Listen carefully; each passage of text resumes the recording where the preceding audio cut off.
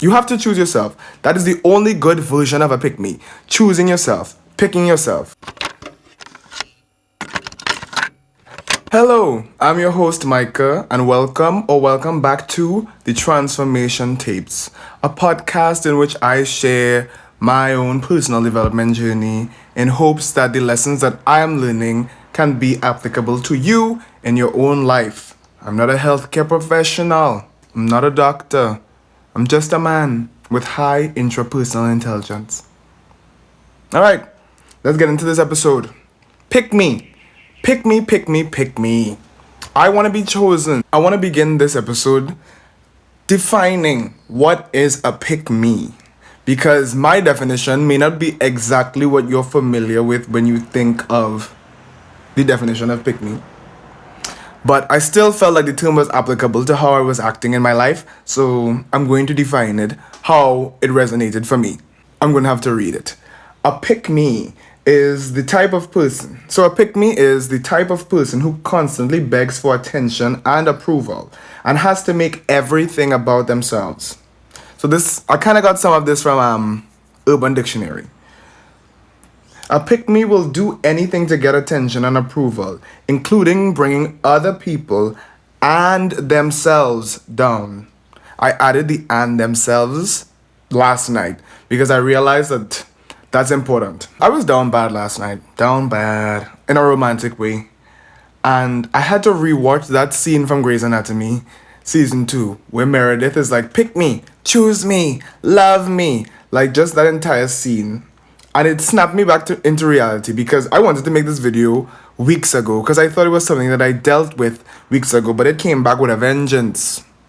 But watching that scene over and over helped snap me back into reality. Because it's embarrassing. Being a pick-me is embarrassing. Like, there's the type of pick-me's, like, for example, women who are against feminism usually are pick-me's. Those are pick-me's. And that's why it's important to say that the pick-me's will do anything for attention and approval, including bringing others down. So those women are bringing other women down. But they're also bringing themselves down because you're bringing down women and you're a woman. Pick me. Exactly. Now, what I was doing, I was bringing myself down by wanting to be chosen romantically and in terms of my career because I make music and content on social media. And it's very easy to become a pick-me in that context as well. I was extremely motivated by others, motivated by the approval and the attention of others, and I was willing to do just about anything to get it on social media. So that's work-wise, career-wise. And romance-wise, I also realized that I was exhibiting the same traits. Like, once I liked somebody, like, it was giving fearful avoidant attachment style low-key also, but once I got attached to you, and I felt you pulling away, I'd be like, what do I have to do? What do I have to give up? Do I have to message? Do I have to double message? Do I have to triple message? Now, triple messaging is crazy. I didn't get to that point, but I did double message a lot of times. Like, if you realize you're making the plans with somebody all the time, it's giving pick me. It's giving. That's what it's giving. And I just didn't like giving that. I realized that being a pick me, for me personally, was linked to, 1, not feeling good enough. 2, seeing myself as a consolation prize.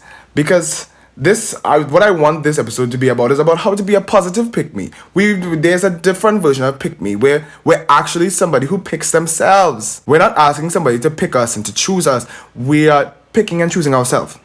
But I always felt like that was a consolation prize. Like, oh gosh, because I can't get somebody, well, I guess I'll love myself. I guess if I have to. And that attitude, you're never going to actually do the self-care activities and the self-love activities properly if that is your mentality, where it's just like, well, I guess, like, I don't really want to, but I guess since nobody else is here, I'll do it. No, I saw it as a consolation prize, so I never put my all into it. I wanted to be chosen by an audience, and I wanted to be chosen by a specific person. Honestly, we've kind of sped past a lot of the things that I want to talk about already because I already told you that it was related to career and it was related to romance. So, career, yes, my music and social media content, like just trying to make anything to go viral, like just anything. should I do skits? And yes, it's important to experiment, but should I do skits? Covers of songs I don't necessarily really like? Like, what can I do? Should I post shirtless videos? Like, what do you all need from me? I will do anything. Pick me. Just give me that attention. And it seems logical, it seems sensible. Like, yes, if you want attention, you do have to post and you do have to experiment. But you know when it's coming from a desperate place. Like, I knew it was coming from a desperate place. It wasn't coming from a, I'm going to do what I need to do to succeed, so let me just lock in. It was, I need this approval, please.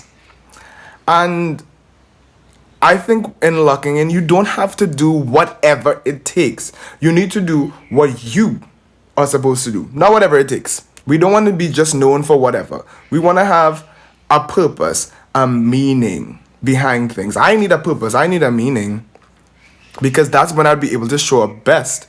But when you post stuff from that purpose and people don't care, then you try other things and then you're like, oh my God, people do care about these things, so let me just do more of it. It doesn't satisfy you. You have surrendered to the audience instead of being aligned with yourself. And I don't like talking and like you. Me. That is what I did. Okay? And it was not satisfying. So that was the career-wise stuff. Just posting content that was just not aligned with me and not what I wanted to do. Now, dating-wise, it's limerence. Like, it's always limerence, isn't it? Like, that unrequited type of scenario that I found myself in, where you just limerent over the person, like you're just putting them on such a pedestal. Like, any type of message from them, any type of attention, a compliment, they complimented me today, oh my gosh. But the thing is, they have the ability to make you so happy. But then when they don't do what you expect them to do, they can make you feel so depressed. They made me feel so depressed. So you would give me that compliment and I'd feel so good. And then I'd be like, but why are you not inviting me over? Why are you not asking me to go out? Why? Like, why didn't you say I looked very nice? You just said I looked nice. Why didn't you say I look very nice? Pick me. Pick me. And just, I realized that I was also trying to like put my life on hold for this relationship that it wasn't even a relationship, where I'd be like, okay, well, I can't make any plans on Friday because I'm hoping that this person invites me out on Friday. So I can't really say yes to any plan. But then if I tell people no, like I'm saying no to a plan that doesn't even exist yet. Pick me behavior. Choose me, love me behavior. No. And then what ended up happening was that I would just be alone in my room on Friday night anyway, or Saturday night, or whatever it is. So the pick me behavior did nothing for me. It did not get me the individual. What was the point? I also was using dating apps for validation. And a little bit of validation on a dating app is fine, but it was crazy. It was like crazy, like staying up way past the time I set for myself and being tired for work the next day type of overuse. Just to feel chosen. But every night would just basically go the same way, where nothing happens with anybody and I just wasted all that time. I was never chosen anyway, because I would be super specific, looking for a super specific person on this space, not on this space, but in this space, and it wouldn't work anyway. So it really was just time wasted. And all this came from me not feeling good enough, from having that kind of fearful, avoidant attachment style, and just not feeling like making myself happy was worth it. Even though, like as cliche as it sounds, the most important relationship we will ever have in this life is the relationship with ourselves. If we are not right with ourselves, we're not going to be right with somebody else. We're just not going to be. And it's annoying to hear that when you just want somebody else, or you just want something outside of you so bad, and you just know that it would just make your life so much better. But it is the truth. Things grow from you. Whether you believe in manifestation, law of assumption, law of attraction, whatever, things do come from you. And if you are constantly operating from that pick me, I'm not good enough place, that's the type of life you're going to have. That's the type of life I had. That's not the type of pick me we want to be. That's the bad pick me. I want to be the pick me where I'm actually actively choosing myself and making myself proud and not feeling like a consolation prize. Okay? When I pick myself, or when I have to be alone, or when I have to follow a path that doesn't give me that instant gratification. I still want to feel good within myself and not necessarily need the validation. Will always want it. My career does depend on attention from others. It does. And to be in a real romantic relationship, I do have to be chosen. But there's nuance. It's not about being validated. That's a difference. This is the advice part of the video where I'm going to be talking more directly to you, listening or watching, by telling you what I did that maybe you can do as well. So, number one, I'm still doing this also. Let's not talk like if the story is over. This is not a movie. I'm actively working on shifting my perspective in terms of career-wise things from achievement to expression. Not what is going to make me successful the fastest. And then that never worked, spoiler alert. But that was the thought process, the logic. Not like what would make me most successful the fastest. To what is the most authentic expression of me that also has some wow factor and that is also, plays into the now. Like we can't forget that. But how authentic can I show up? How connected to my purpose can this be? Because I'm a storyteller. I want my music to be a medium for stories. And for stories, my own stories or stories I see. I think that what I want from my music career is a bit different. I'm not so motivated by performance. I want to give a good, live performance now and then, but I'm motivated by story, by visuals. That's what I really like. And then stories with the lyrics as well.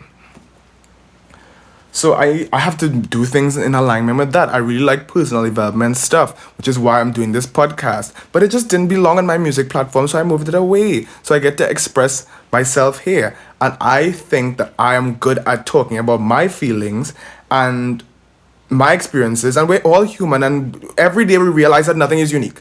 So I know that by expressing what I'm going through and how I'm dealing with things, it's going to help somebody else. I don't have to just be direct and say, this is how this can help you.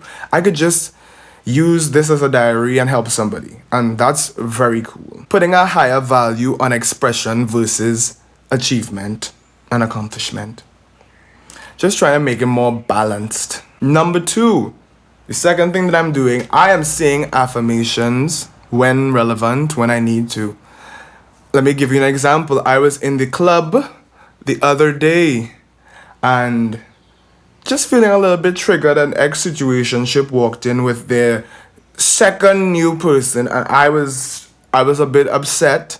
Not as upset as I was the first time they did that, but definitely a bit disturbed. And I had to say my affirmations. I deserve love. I deserve attention. I am good enough.